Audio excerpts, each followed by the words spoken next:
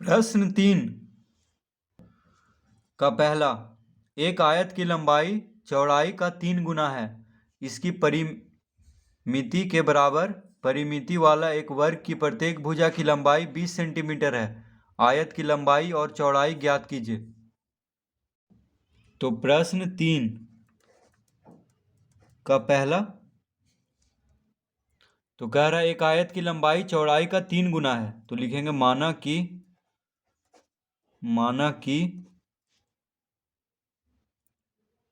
आयत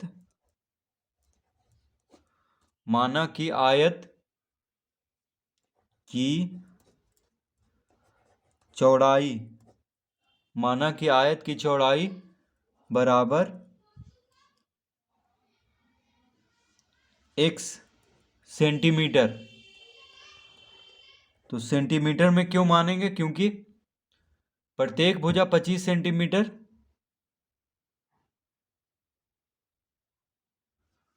नहीं, माफ कीजिए, प्रत्येक भुजा की लंबाई 20 सेंटीमीटर है। वर्ग की प्रत्येक भुजा की लंबाई 20 सेंटी यानी वर्ग की प्रत्येक भुजा की लंबाई क्या में दिया है? सेंटीमीटर में 20 सेंटीमीटर दिया है।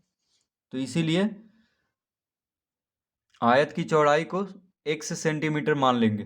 ठीक है, क्योंकि वहां पे सेंटीमीटर में दिया हुआ है वर्ग की प्रत्येक भुजा की लंबाई। तो आयत की चौड़ाई बराबर x सेंटीमीटर।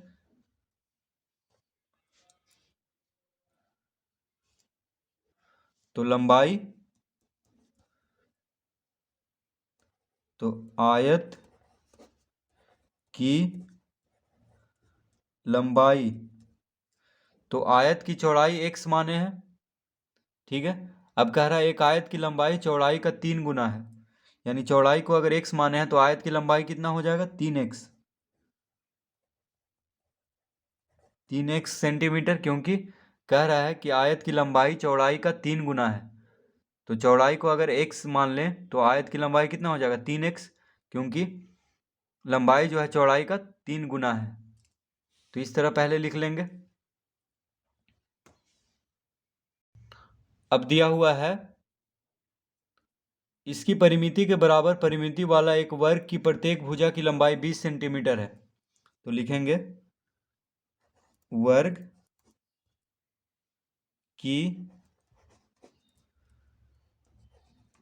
की भुजा कितना दिया हुआ है? 20 सेंटीमीटर।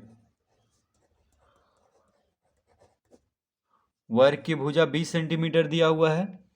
तो पहले परिमिति निकाल लेंगे। तो वर्ग की भुजा बराबर 20 सेंटीमीटर।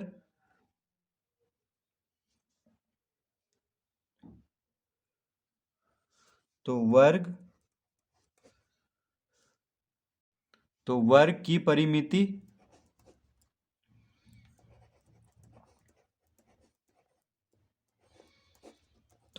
परिमिति निकाल लेंगे पहले। ठीक है, तो वर्ग की परिमिति का सूत्र होता है 4 गुना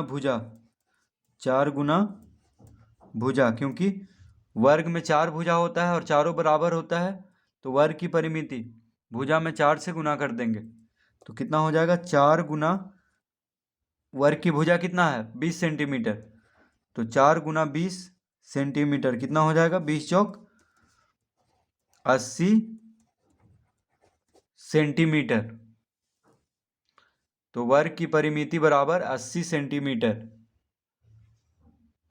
तो वर्ग की परिमिति निकाल लेंगे, क्योंकि कह रहा है कि इसकी परिमिति के बराबर परिमिति वाला एक वर्ग की प्रत्येक भुजा की लंबाई 20 सेंटीमीटर है। यानी वर्ग की परिमिति और आयत की परिमिति दोनों बराबर है। तो अब लिखेंगे प्रश्न से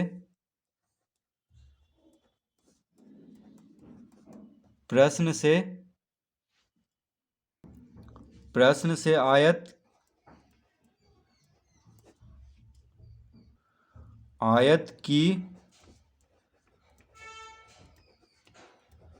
परिमिति बराबर 80 सेंटीमीटर। यानी प्रश्न से कह रहा है कि आयत की परिमिति जो है वर्ग की परिमिति के बराबर है। तो वर्ग की परिमिति कितना है? 80 सेंटीमीटर। तो आयत की परिमिति बराबर 80 सेंटीमीटर लिख लेंगे। ठीक है, तो पहले आयत की चौड़ाई को x मान लेंगे तो आयत की लंबाई हो जाएगा 3x। उसके बाद वर्ग की भुजा दिया हुआ है, ठीक है, तो वर्ग की परिमिति निकाल लेंगे।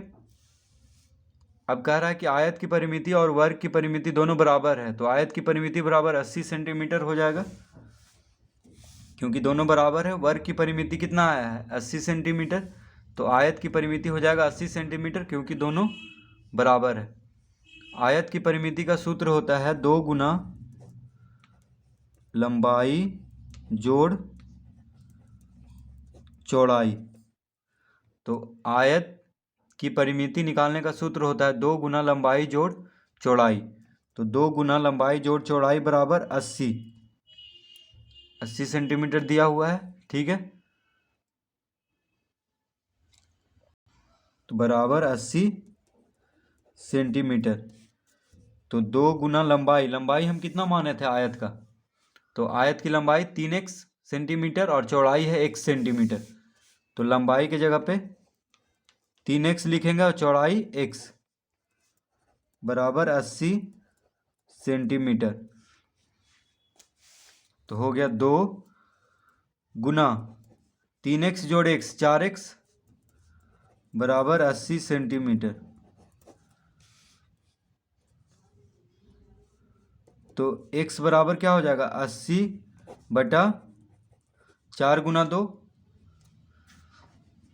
4 गुना 2 x के साथ गुना में है बराबर के बायां तरफ, तो दायां तरफ भेजेंगे 4 गुना 2 को तो भाग में हो जाएगा, तो 80 बटा 4 गुना 2, ठीक है, क्योंकि यहाँ पे गुना में है, बराबर के बायां तरफ गुना में है, 2 गुना 4 x के साथ गुना में है, तो 2 गुना 4 को बायां तरफ, ये बायां तरफ से दायां तरफ, तो बराबर के दायां तरफ भेजेंगे तो भाग में हो जाएगा, यानी 80 बटा 4 गुना 2, तो 4 दूना 8। देखिए, तो 2 से 80 को काटेंगे 40 बार में, 40 दूना 80, 4 से 40 को काटेंगे तो 10 बार में, यानी x बराबर आ गया 10।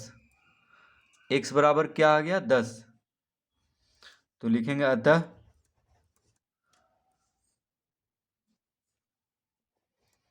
आयत की लंबाई, आयत की लंबाई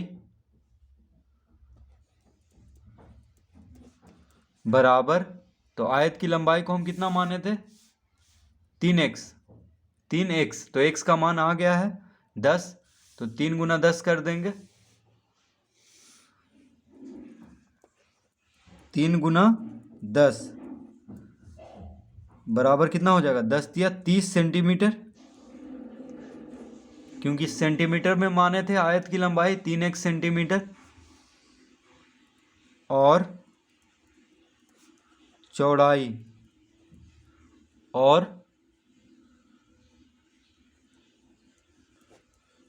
बराबर हो जाएगा, तो चौड़ाई कितना माने थे x, तो x का मान 10 आ गया है, तो बस 10 लिख देंगे 10 सेंटीमीटर।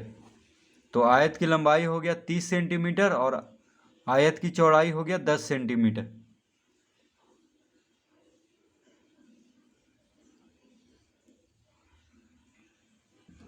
तो इस तरह प्रश्न 3 का पहला हल करेंगे।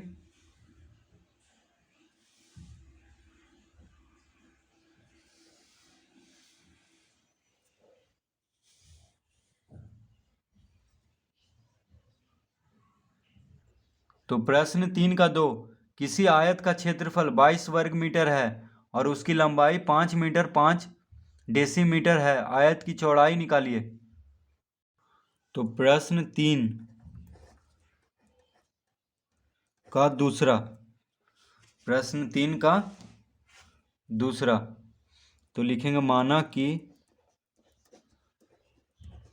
कि आयत की चौड़ाई बराबर, तो आयत की चौड़ाई को कितना मान लेंगे, माना कि आयत की चौड़ाई बराबर x मीटर, तो आयत की चौड़ाई को x मीटर मान लेंगे। प्रश्न 3 का दूसरा में कह रहा है किसी आयत का क्षेत्रफल दिया हुआ है, ठीक है, 22 वर्ग मीटर, और उसकी लंबाई भी दिया हुआ है, तो आयत का चौड़ाई निकालना है। तो आयत की चौड़ाई को x मीटर मान लेंगे। मीटर में ही क्यों मानेंगे? क्योंकि क्षेत्रफल दिया हुआ है 22 वर्ग मीटर, तो इसीलिए वहाँ पे मीटर में है, क्षेत्रफल वर्ग मीटर में है, तो आयत की चौड़ाई को मीटर में मान लेंगे, यानी x मीटर। अब दिया हुआ है आयत की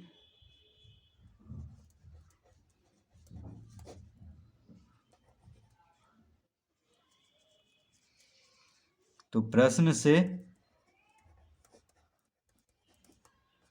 आयत की लंबाई,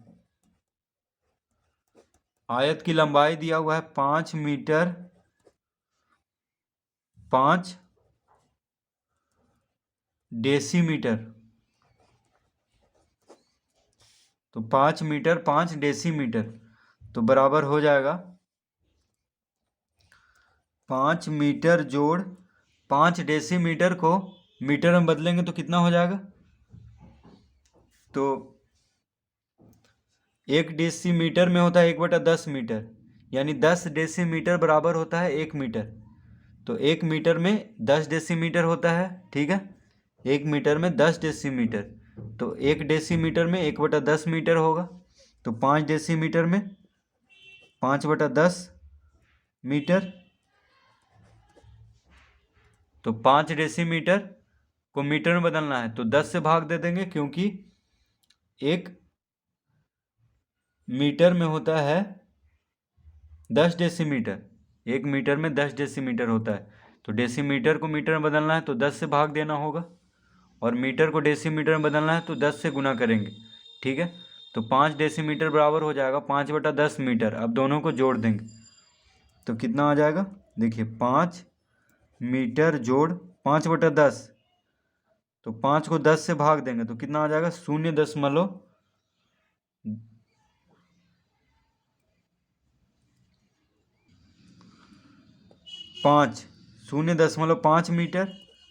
10 से भाग देंगे 5 को तो 10 बचे 50, तो यहाँ 5 है तो दशमलव देंगे तो 0 हो जाएगा, तो 10 बचे 50 यानी 0.5 मीटर।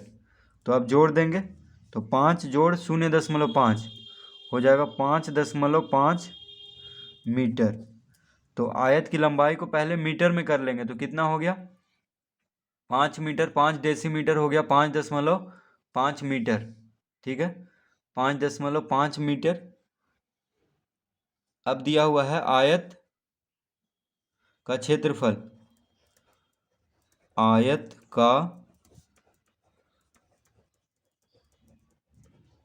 क्षेत्रफल बराबर 22 वर्ग मीटर, 22 वर्ग मीटर ये दिया हुआ है।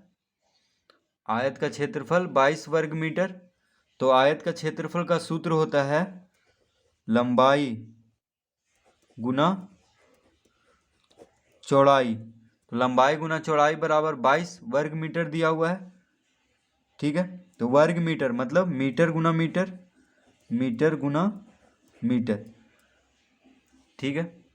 तो वर्ग मीटर मतलब हो गया मीटर गुना मीटर को वर्ग मीटर कहते हैं। तो लंबाई गुना चौड़ाई बराबर 22 मीटर गुना मीटर, क्योंकि वर्ग मीटर है तो मीटर गुना मीटर कर लिख लेंगे इसको। तो मीटर गुना मीटर को वर्ग मीटर कहते हैं, तो वर्ग मीटर को मीटर गुना मीटर लिख लेंगे। अब लंबाई कितना है? तो लंबाई हम निकाले हैं 5.5, तो लिखेंगे यहाँ पे 5.5 मीटर गुना चौड़ाई है x मीटर, ठीक है।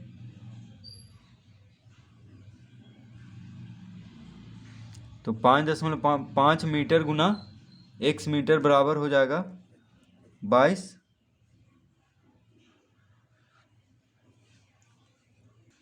तो 5.5 मीटर गुना x, चौड़ाई को हम x माने थे, तो 5.5 मीटर गुना x बराबर 22 मीटर गुना मीटर। वर्ग मीटर को मीटर गुना मीटर लिख सकते हैं, तो इसको लिख देंगे। अतः x बराबर 22 मीटर गुना मीटर बटा 5.5 मीटर। तो मीटर से मीटर कट जाएगा, ठीक है। 5.5 तो 22 भागा 5.5, तो 5.5 से 4 बार में कट जाएगा। देखिए 5.5 11 का आधा है, ठीक है। तो 5.5 गुना 5.5 गुना 2 11, ठीक है। तो 5.5 गुना 4 हो जाएगा 22, क्योंकि 11 का आधा है। तो 5.5 से 4 गुना होगा 22।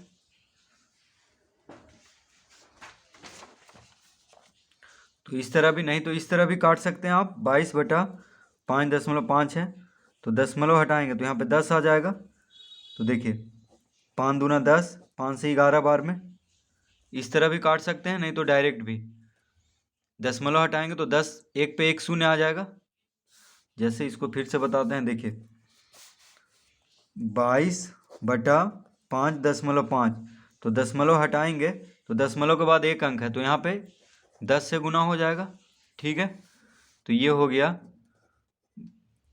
22 गुना 10/55 हो जाएगा।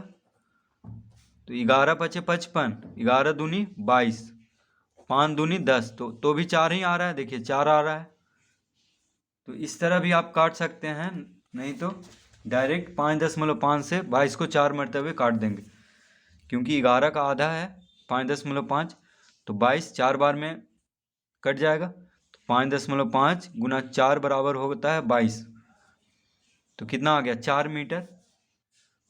तो आ गया 4 मीटर, x बराबर 4 मीटर। तो लिखेंगे अतः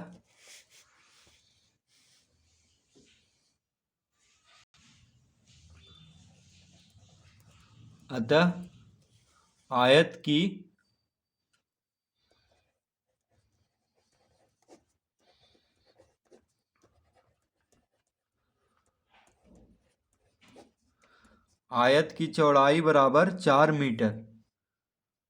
तो आयत की चौड़ाई कितना हो गया, कितना आ जाएगा, 4 मीटर।